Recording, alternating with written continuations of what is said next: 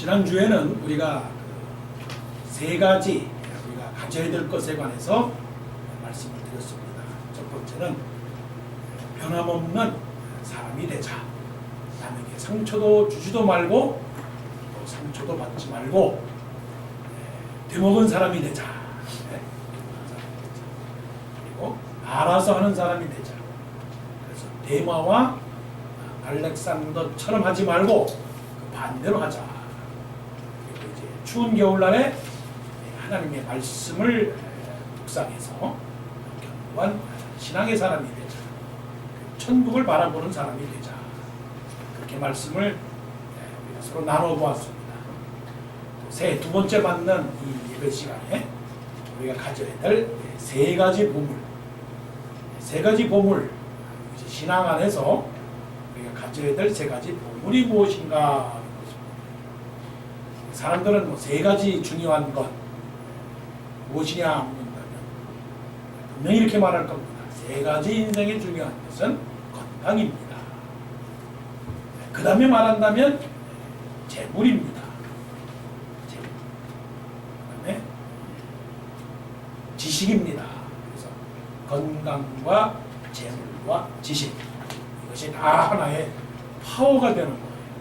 건강이 있으면 체력이 되고 국력이 되고, 돈이 있으면 권력이 되고, 지식이 있으면 높이 있는 자리에 올라가서 힘을 발휘하게 됩니다. 이게 다 결국은 겉사람에 관한 것입니다. 사도 바울이 에베소 교회를 향해서 기도를 합니다. 전도자 그리고 목사가 성도를 향해서 기도를 합니다. 여러분, 목사가 여러분들을 위해서 기도해 줄 때 어떤 기도가 아멘 아멘 하는 기도입니까? 100사람이면 거의 80% 80-90명은 이렇게 기도해 주면 좋아할 겁니다. 하나님 건강을 주시옵소서. 하나님 재물을 주시옵소서. 하나님 지식을 주옵소서. 그렇게 기도해 주면 참 좋을 겁니다. 사도 바울은 에베소 교회를 향해서 기도할 때 어떻게 기도를 해 주느냐. 사도 바울의 기도 제목이 세 가지입니다.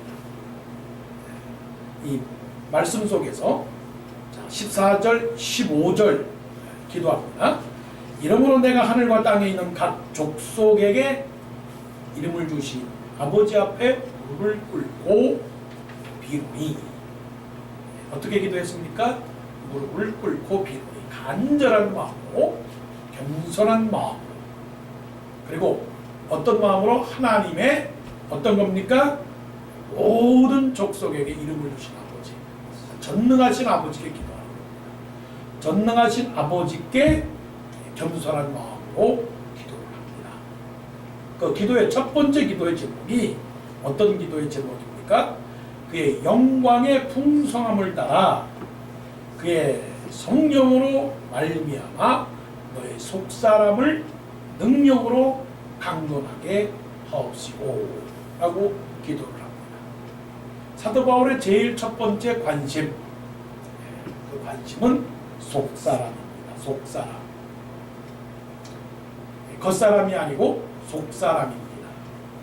왜 속사람이냐? 겉사람은 오래가지 못합니다. 속사람은 오래갑니다. 대부분의 사람들은 겉사람에 관해서 관심을 갖습니다. 어떻게 하면 훌륭하게 보이느냐? 어떻게 하면 멋있게 보이느냐? 어떻게 하면 다른 사람에게 내가 참 괜찮아 보이느냐? 그래서 주로 사람들이 무엇을 자랑합니까? 자기의 경력을 자랑합니다. 자기의 양력을 자랑합니다. 그리고 자기의 학력을 자랑합니다. 자랑해요.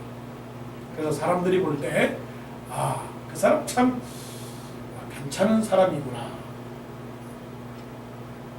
이런 겉사람에 관해서 사람들은 이렇게 서로 관계를 맺고 이렇게 알기를 원합니다. 사람들이 내가 저 사람을 안다. 당시 대통령을 압니까? 제가 압니다. 대통령하고 사진을 찍었습니다. 대통령과 명함을 서로 주고받았습니다. 당신 그 사람을 아십니까? 예, 제가 그 사람을 압니다. 어떻게 아십니까? 제가 그 사람과 같은 학교를 다녔습니다. 이렇게 이 겉사람에 관해서만 서로 주고받습니다. 이런 것을 사회적 관계라고 말합니다. 사회적 관계. 사실은 우리 모든 삶에 있어서 사람과 사람과의 관계에 사회적 관계가 거의 90%. 그래서 우리가 흔히 하는 말은 교사는 있되 스승은 없으며 사람은 있되 인물은 없으며 의사는 있되 시무인은 없으며 군중은 있되 사람은 없다. 이런 말들을 서로 하게 되는 것입니다. 앞에 나가서 일하는 사람들은 많은데 우리가 정말 본받아야 될 지도자가 없다는 말들이 왜 그런 말이 나오느냐면 사람들이 겉사람에 의존해서 살기 때문이다 하는 것입니다. 가장 중요한 것은 속사람입니다. 속사람. 남이 나에 대해서 뭐라고 말하는가 이것도 중요하죠. 그렇지만 사람은 내가 나에 대해서 뭐라고 말하는가 그것도 중요합니다. 사람들이 박수를 칩니다. 박수를 칠 때 그것은 겉사람에 대해서 박수를 치는 겁니다. 때로는 박수뿐만이 아니라 다른 사람들이 나에게 향하여 원망을 합니다.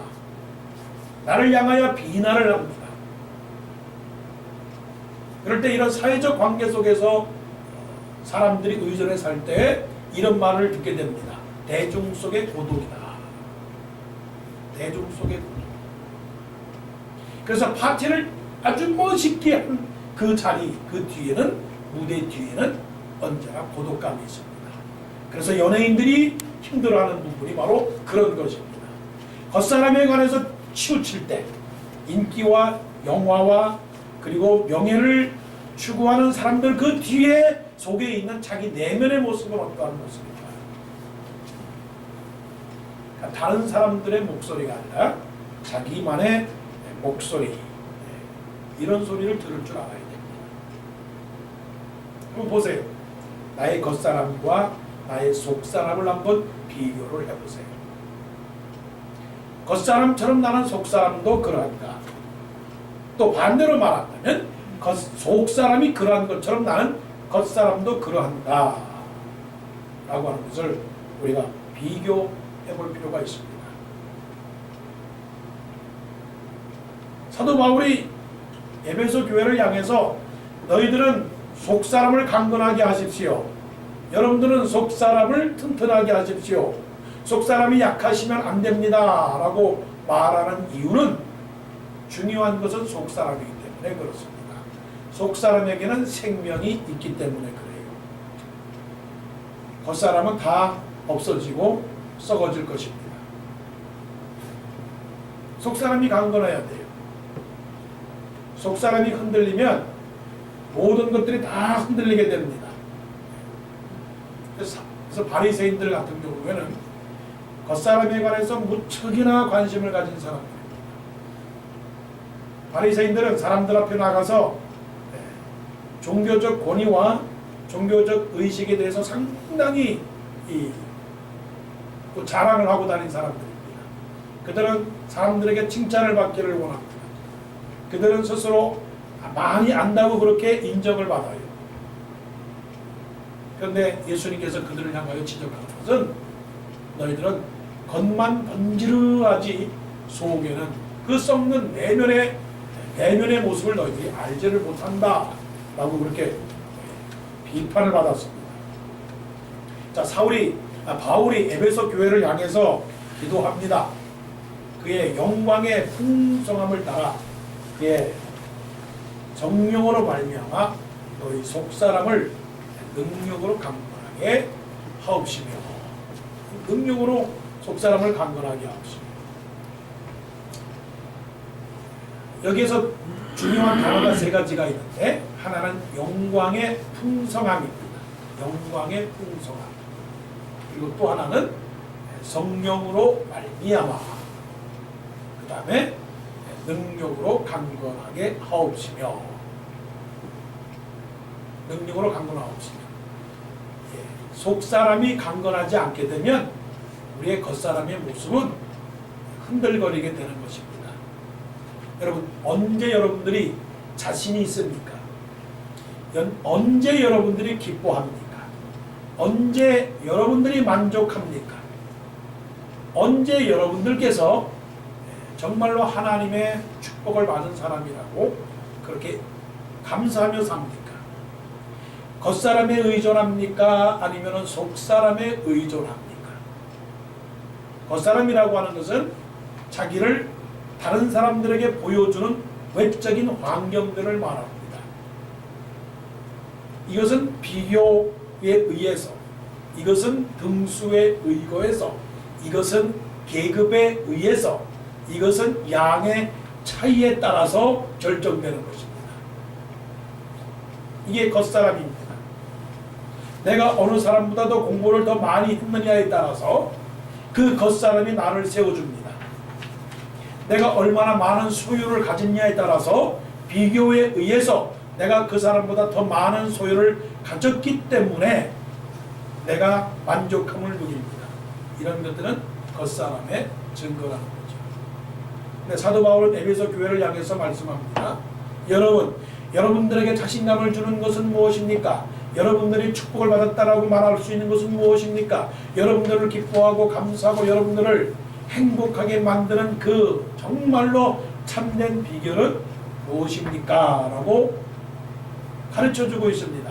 그것은 영광의 풍성이다. 영광의 풍성이다 하는 거예요. 그 풍성이라고 하는 그 말 자체는 저 뒤에 나오는 성령으로 말미암아 충만케 해달라고 하는 그 충만과 동일한 단어입니다. 그 영광의 풍성이라고 하는 그 풍성은 모자라지 않는 것을 말합니다. 소멸되지 않는 것을 말하죠. 우리의 겉은 소멸됩니다. 시간도 소멸되고 소유도 소멸되고 그리고 우리의 모든 위치와 우리의 모든 계급도 소멸됩니다. 우리가 사회적으로 어느 위치에 있든지 간에 그것은 사라지게 되는 것이죠. 젊음도 지나가고 노년이 됩니다. 내가 알고 있었던 학문도 세월이 지나가게 되면 그것이 또한 오래된 학문이 되고 맙니다. 내가 가지고 있는 아름다움도 결국은 시간이 지나가게 되면 아름답지 못합니다.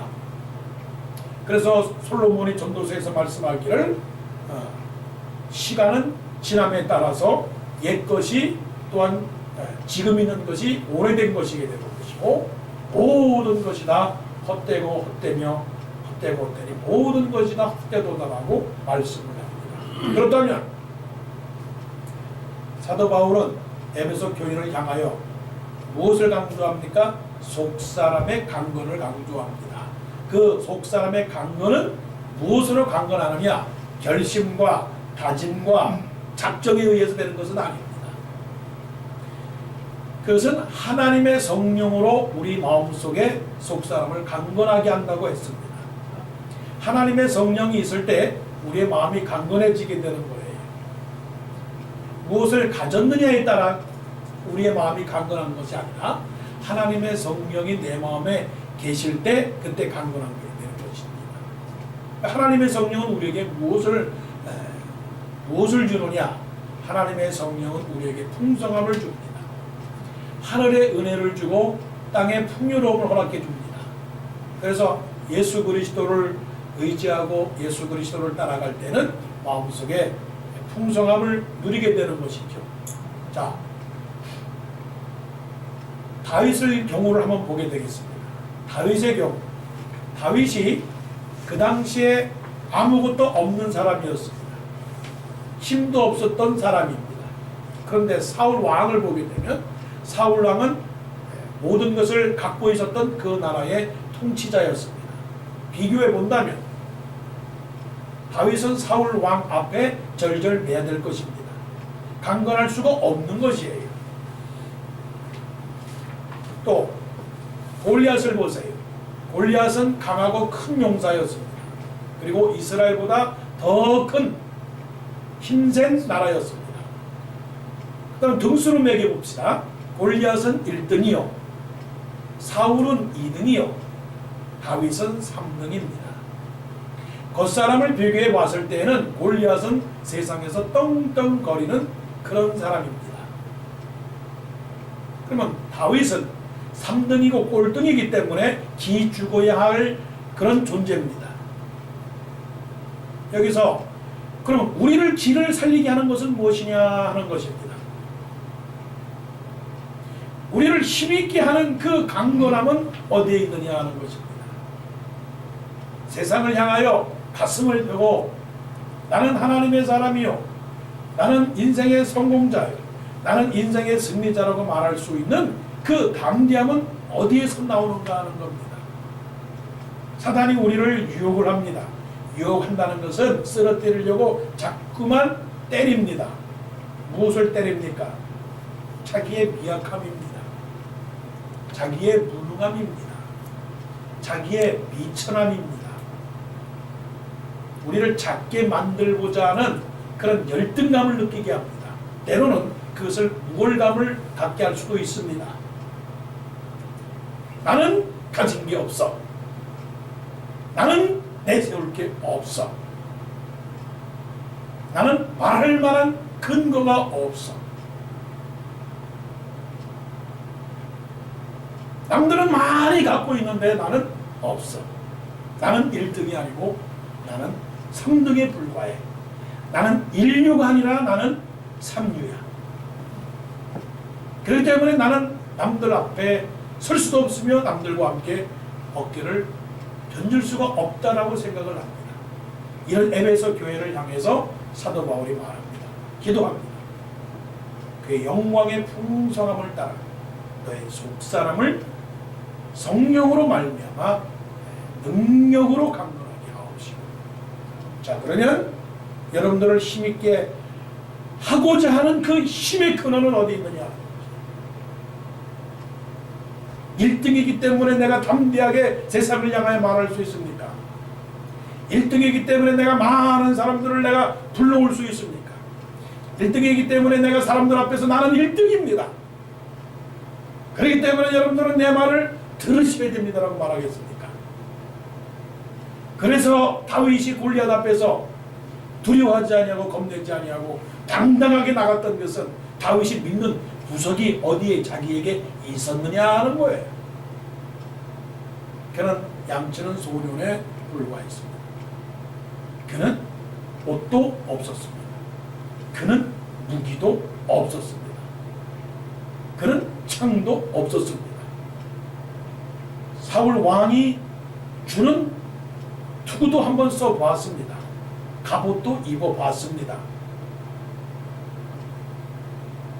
다윗에게는 그것이 부러웠을 수도 있겠죠. 우리에게는 다른 사람들이 갖고 있는 것들을 부러워할 수도 있습니다.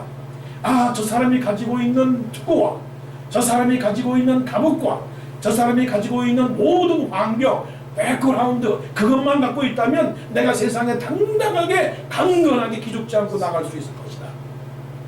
천만의 말씀. 다 사라집니다. 다 사라집니다. 단지 하나님의 성령으로, 우리 속에 계신 하나님의 성령으로 그것이 풍성하게 될 때 두려워하지 않습니다. 이게 첫 번째 사도 바울의 기도입니다. 그러면 두 번째 기도, 세 번째 기도는 사실은 믿음과 사랑에 대한 기도입니다. 믿음과 사랑, 이것은 안에서 이루어지는 기도입니다. 속 사람을 위한 기도입니다. 겉사람을 위하여 기도한다면 하나님, 나의 건강과 나의 외모와 나의 승진과 나의 성적과 나의 직업과 이것을 기도하면 될 수 있었겠지요. 그런데 사도 바울은 접근 방법이 달라요. 여러분들을 풍성하게 해주는 그 기도의 제목은 그것이 아니라 여러분의 속사람에 달렸습니다. 속사람이 강건하면 두 번째 기도가 이겁니다. 그리스도께서, 자, 두 번째 기도 드립니다. 17절, 믿음으로 말미암아 그리스도께서 너의 마음에 계시게 하옵시고. 속사람이 강건한 사람은 어떤 사람이냐? 믿음의 사람입니다. 중요한 포인트가 여기 있습니다. 그러면 믿음이라고 하는 것은 어떤 믿음이냐? 어떤 믿음이냐는 것이죠. 자, 교회 나오는 성도들입니다. 교회 가는 성도들입니다. 예배 드리는 성도들입니다. 그런데 사도 바울이 그리고 이 목사가 여러분들을 향하여 기도를 드립니다. 사랑하는 아버지, 이 성도들을 향하여 그리스도께서 그리스도를 향한 그 믿음이 있기를 원합니다 라고 기도를 해주면 듣는 여러분들에게 있어서는 참 기분이 나쁠 것입니다. 기분이 나쁘죠. 아니, 목사님이 아직까지도 내 믿음을 그렇게 폄하하십니까? 사람들은 가르침을 받기를 원치 않아요. 가르침을 받기를 원치 않고 오히려 가르치기를 바래요. 내가 믿음이 이만큼 있으니 너희들도 이만큼 믿음이 있어야 된다라고 말하지, 어느 누구가 나에게 향하여 가르쳐 주기를 당신은 더 믿음이 있으십시오라고 말하고 당신은 더 올바르라고 말하면 그것을 받질 않아요. 바울이 에베소 교회를 향하여 기도를 합니다. 뭐라고 기도합니까? 믿음으로 말미암아 그리스도께서 너희 마음에 계시게 하옵시고. 아니, 우리를 무시해도 이만저만이지. 우리가 그러면 뭐 예수 없는 믿음을 가졌나? 아, 믿음이면 예수를 믿는 믿음을 갖고서 지금 예배를 드리는 것이지, 그런 사람이 어디서 도대체 누구를 향하여 이런 기도를 드리는 거야? 요즘 말로 말하면, 아니, 사도 바울이 누구를 까고 있는 거야? 누구를 향하여 이런 얘기를 하는 거야? 이렇게 오해할 수도 있겠지요. 그죠? 근데 한번 여러분 생각해 보세요. 무엇을 믿습니까? 무엇을 믿으시나요? 어떤 사람은 말합니다. 교회를 믿어라. 어떤 사람은 말합니다. 지도자를 믿어라. 어떤 사람은 말합니다. 주먹을 믿어라. 주먹을 믿어라. 믿음의 본질이라고 하는 것이 그런 것이거든요. 혹시 착각하지 마십시오. 교회를 믿는 것은 아닙니다. 교회를 믿는 건 아닙니다. 교회를 다니는 거지. 그리고 교회를 이루는 것이죠. 그리고 교회를 섬기는 것이지 교회를 믿는 것은 아닙니다. 그렇다면 사도 바울의 이 믿음, 그리스도께서 너의 마음에 계시게 하옵시고라고 하는 것은 믿음의 본질은 그리스도이십니다. 그리스도가 빠지기 때문에 중심이 안 잡히는 겁니다. 이거를 가리켜서 지난주 성경 시간에 말씀을 드렸습니다. 그리스도가 없으면 세월호의 평형수가 빠진 것처럼 그리스도가 없으면 위기 때마다 휘청 침몰하고 무너지고 파손하고 깨어지고 넘어지고 다치고 비방하고 원망하고 가슴 쓰리고 속 아프고 원수를 맺고 비판하고 비평하고 부정하고 타락하게 됩니다. 그게 믿음이거든요. 사람을 믿지는 않아야죠. 사람과 더불어서 신앙생활을 하지만 사람을 의존할 수는 없는 겁니다. 그러기에 사람은 끝까지 섬기고 사랑해야 될 존재고, 또한 나 또한 사랑하고 섬겨야 될 존재입니다. 어떻게 보면 우리 평생 형이고 동생입니다. 평생 당신하고 나하고는 신앙의 동지입니다. 사실은 교만한 말입니다. 그렇게 구태여 말하려고 하면 이렇게 말하는 게 좋습니다. 하나님의 은혜로 그렇게 되도록 노력합시다. 그런 괜찮은 말이에요. 예. 왜 우리가 욕을 먹어요? 아니, 우리가 욕을 먹는다고 하지 마십시다. 왜 내가 욕을 먹을 수밖에 없을까요? 혹시 착각하지 마세요. 나는 욕을 안 먹을 것이다. 나는 누구로부터 비판을 받지 않을 거다. 나는 어느 누구로부터 숨기는 곳에서 나를 향하여 비난의 화살을 받지는 않을 만큼 나는 당당한 사람이다. 그렇지는 않죠. 예수님이 비난의 화살을 맞았는데 예수님의 제자라고 하는 사람이 비난을 안 받을 수는 없잖아요. 그러니까 아예 이러고 살면 돼요. 비난해라. 욕을 먹는다. 왜? 나는 부족하니까. 부족하니까 사도 바울이 이런 기도를 드리는 겁니다. 그 핵심은 그겁니다.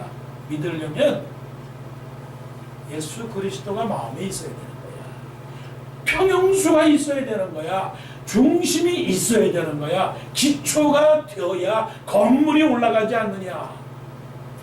바퀴가 있어야 자동차가 움직이고 다리가 있어야 걸어가듯이 예수님이 있어야 마음속에 있어야 믿음 생활하는 거야.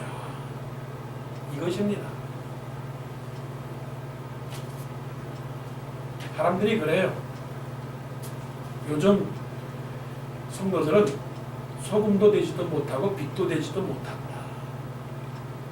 소금은 짜야 되는데 짜지도 않고 빛은 밝게 만들어야 되는데 밝게 만들지도 못하고, 그러니까 소금과 빛이 되어야 되는데 소금도 아니고 설탕도 아니고 빛도 아니고 어둠도 아니고, 그래서 비난을 받게 되는 거예요. 그러니까 비난을 받게 된다라고 하는 그거를 스스로 점검하기 위해서 어떤 것을 점검해야 되느냐? 신앙생활 할 때 모든 결정과 모든 생각과 모든 방향과 모든 목표가 나 중심이냐 예수님의 중심이냐, 나 중심적인 것이냐 예수님 중심적인 것이냐. 좀 이따가 말씀드리겠지만 사랑도 마찬가지예요. 이 사랑이 나 중심적인 사랑이냐 아니면 예수 중심적인 사랑이냐 하는 것이에요. 이거를 다른 말로 바꾸면 우리의 신앙은 신앙이냐 신념이냐. 신앙이라고 하는 것은 예수님 중심, 신념은 자기 중심. 왜 우리가 문제일까요? 내가 아니면 아니고, 내가 아니면 아니고, 내가 생각하는 것이 맞는 것이고, 예수님은 어떻게 할 것인가, 예수님이 내 마음속에 계시면 어떻게 할 것인가가 가장 중요한 그런 주제죠. 1896년에 미국의 목사님인 찰스 쉘던이라고 하는 분이 책을 썼습니다. In his steps, what would Jesus do? 이 책을 썼어요. 그의 발자취를 따라서 예수님이라고 한다면 이 상황 속에서 어떻게 할 것인가, 그런 책을 썼습니다. 그러면 우리 마음속에서는 이 상황 속에서 내 감정이 중요하냐 예수님의 말씀이 중요하냐, 그런 것입니다. 이게 가장 중요한 것입니다. 믿음의 중심이 내 생각에 있느냐 아니면 예수 그리스도의 그 말씀에 있느냐 하는 것입니다. 베냐민 프랭클이라고 하는 분이 계셨죠. 미국의 독립선언서를 토마스 제퍼슨과 함께 독립 선언서를 작성하는데 도움을 준 분인데 토마스 제퍼슨은 워낙 실력이 있고 베냐민 프랭클린은 별로 뭐 학교 공부를 제대로 못해서 대통령이 되지를 못했습니다. 그래도 나름대로 아주 자기 생활에 철저한 사람이 되어서 삶의 12가지 원칙을 세운 사람이에요. 대단한 거예요. 12가지 원칙을 그렇게 세웠는데 주로 어떤 것들을 세웠느냐. 아주 좋은 겁니다. 첫째, 과음과 과식을 하지 않는다. 과음과 과식을 하지 않는다. 자신과 타인에게 도움이 되지 않는 말을 하지 않는다. 물 썼던 물건들은 제자리에 놓고 이런 알맞은 시간을 한다. 그 다음에 해야 할 일은 꼭 완수한다. 그리고 비싼 물건은 사지 않는다. 그리고 시간을 헛되이 쓰지 않는다.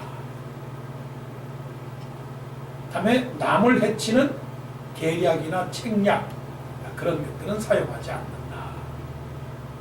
그다음에 남의 권리를 침해하거나 남에게 손해를 입히지 않는다. 그다음에 극단적인 행동이나 결정은 피한다. 그 다음에 몸과 옷과 집에 대해서 지저분한 것은 용납하지 않는다. 사소한 일에는 화를 내지 않는다. 마지막에 부끄러운 죄는 짓지 않는다. 이렇게 12가지 자기 삶의 덕목을 쫙 적었어요. 그래서 이제 출석하는 교회 목사님에게 저는 이렇게 삽니다.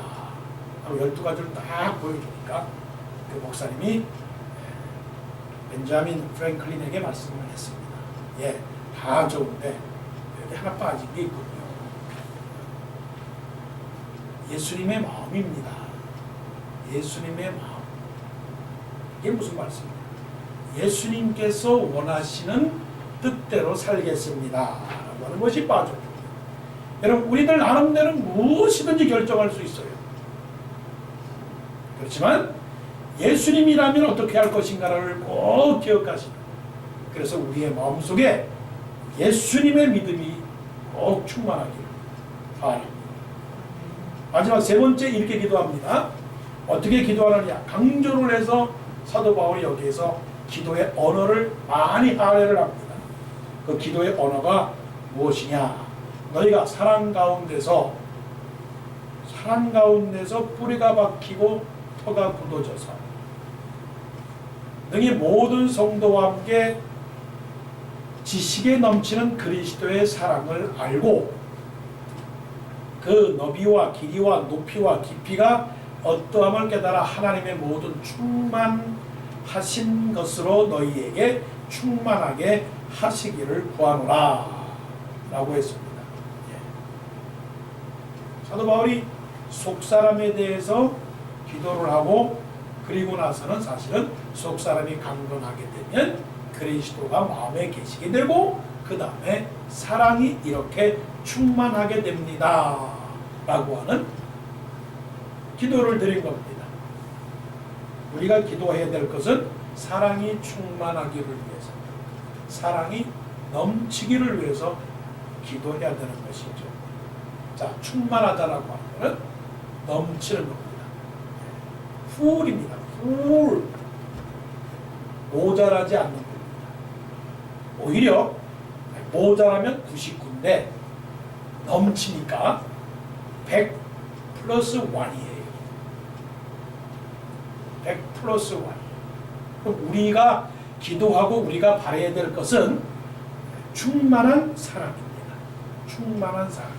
그 충만한 사랑이 어떤 사랑이냐?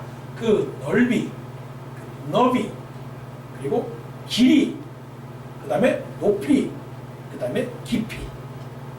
시간과 공간을 초월한. 그래서 시간과 공간과 사람과 환경을 초월한 4차원의 사랑. 자, 1차원이라고 말하면 우리가 지금 걷고 있는, 우리가 눈으로 보고 느끼려고 하는 그 세상이 1차원이에요. 2차원은 한 차원 더 높은 세상, 3차원의 세상에 산다. 4차원의 세상에 산다. 그거는 스스로도 통제할 수 없는 무한한 세계를 말하는 겁니다. 사도 바울이 여기서 말하는 핵심적인 것을 주는 것은 뭐냐면 전혀 사람의 생각과 능력과 그리고 우리의 환경에도 전혀 구애받지 아니하는 엄청난 무한대의 unlimited love예요.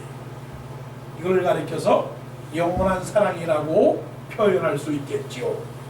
자, 하나님께서 우리에게 지금 풍성한 하나님의 축복을 주시는데 그 축복은 보물단지, 커다란 상자에 금과 은과 다이아몬드가 가득 찬 그런 보물, 그 보물을 지금 우리에게 주시는 게 아니고 엄청난 사랑의 보물을 우리에게 주시는 겁니다. 그러면 사랑의 보물을 갖고 있는 사람에게는 어떻게 말로 다 표현할 수 없는 새로운 차원의 세계에 그 이런 말을 쓸게요. 엑스타시를 즐기는 거예요. 그것이 바로 영원한 세계, 저 천국의 세계를 말씀하는 것입니다. 그 영원한 천국의 세계는 눈물도 없으며 싸움도 없으며 어둠도 없으며 피곤함도 없으며 괴로움도 없으며 다툼도 없으며 미움도 없으며 먹는 것에 욕심을 낼 것도 없으며 죄악도 없으며 투기도 없으며 살인도 없으며 거짓말도 없는 그 완전한 사랑의 세계, 그 세계를 사도 바울이 에베소 교회를 향해서 기도를 하고 있습니다. 이건 수준 높은 삶의 질을 향한 기도입니다. 그럼 우리의 부족함이 뭘까?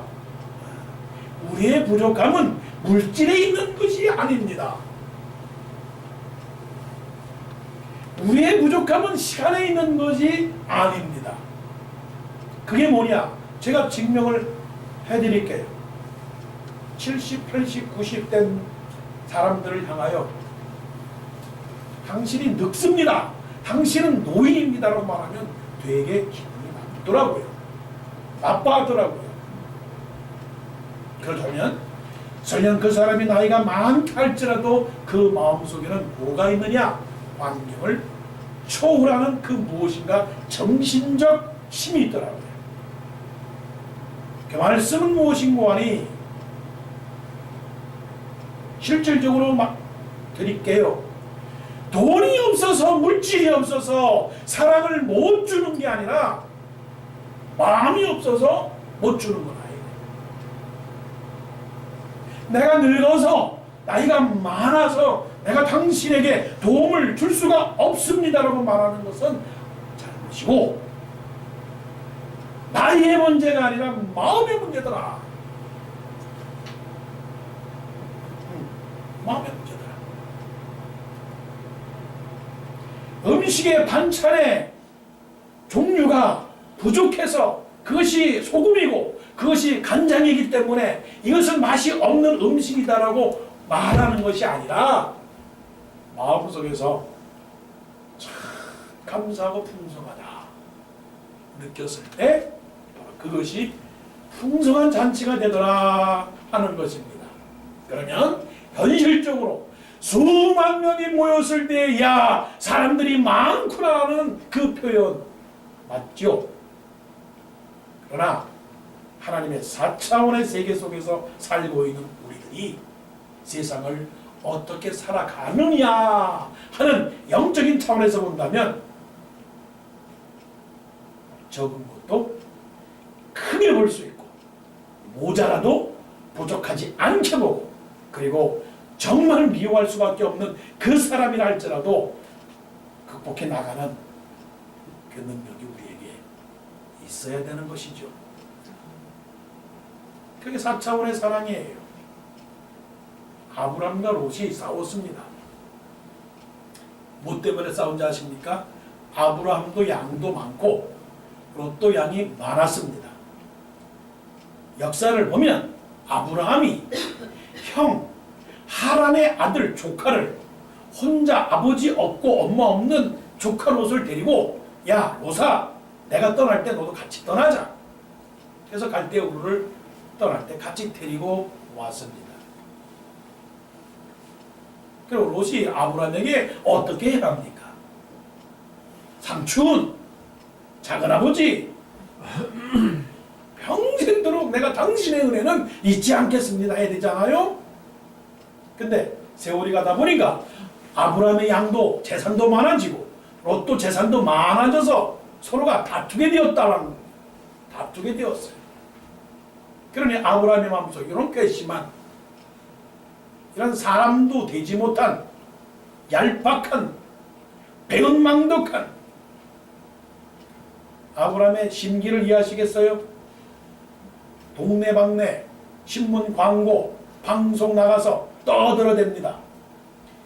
조카 롯은 못쓸 인간입니다. 인간 이하 말종입니다. 내가 사랑을 줬으나 그는 오히려 배반했습니다. 형제도 모르고 부모도 모르고 아무도 모르는 이 인간을 여러분 상대하지 마십시오. 이게 세상적 사랑의 한계입니다. 그런데 다투니까 아브라함이 어떻게 했는지 아십니까? 아브라함이 롯에게 네가 좋아하는 거 다 가져라. 내가 좋아하는 거 다 가져라. 내가 양보하겠다. 이 말은 용서하는 것이고 배려해 주는 것이고 이해해 주는 것이고 손해 보는 것이고 사랑하는 것입니다. 그럼 결국은 누가 나중에 더 큰 재물과 명예와 영화를 얻었을까요? 아브라함입니다. 롯은 그 재산을 가지고 나갔습니다. 나가서 잘 사는 소돔과 고모라 성에서 떵떵거리고 살았습니다. 그런데 하나님께서 소돔과 고모라 성을 다 멸망을 시켰습니다. 그러니까 롯이 가지고 있는 모든 재산은 다 날아간 겁니다. 그러니까 지금 손해를 보는 게 아니고 그것이 나중에 다 큰 것들을 주시는 하나님의 축복의 통로입니다. 내 신분을 물에 던지라. 그러면 몇 날 후에 도로 찾으리라. 사랑의 아픔도 있고요. 사랑의 수고도 있고요. 용서할 수 없는 사랑도 있고요. 이해할 수 없는 사랑도 있는데 그런 사랑을 다 받으면 우리가 남들이 말할 수 없는 그 신비한 사랑이 있는 거예요. 신비한 만족이 있는 거예요. 남들이 뭐라고 그래도 우리는 기뻐하고요. 지금처럼 남들이 뭐라고 그래도 우리는 감사하는 거예요. 여기까지. 그리고 남들이 뭐라고 말하지 못하는 그런 그 풍요로움을 우리는 누리게 되는 겁니다. 이것이 사도 바울이 에베소 교회를 향한 세 가지 신앙의 세 가지 오물을 향한 기도입니다. 속사람을 강건하게 해달라. 그리스도께서 내 마음에 있게 해달라. 그리고 4차원의 풍성한 충만한 사랑을 하게 해달라. 이 세 가지 법을 기억하시고 환경을 극복하고 사람을 극복하고 시간을 극복하고 공간을 극복하는 귀한 사랑의 사람들이 되기를 원합니다. 아멘.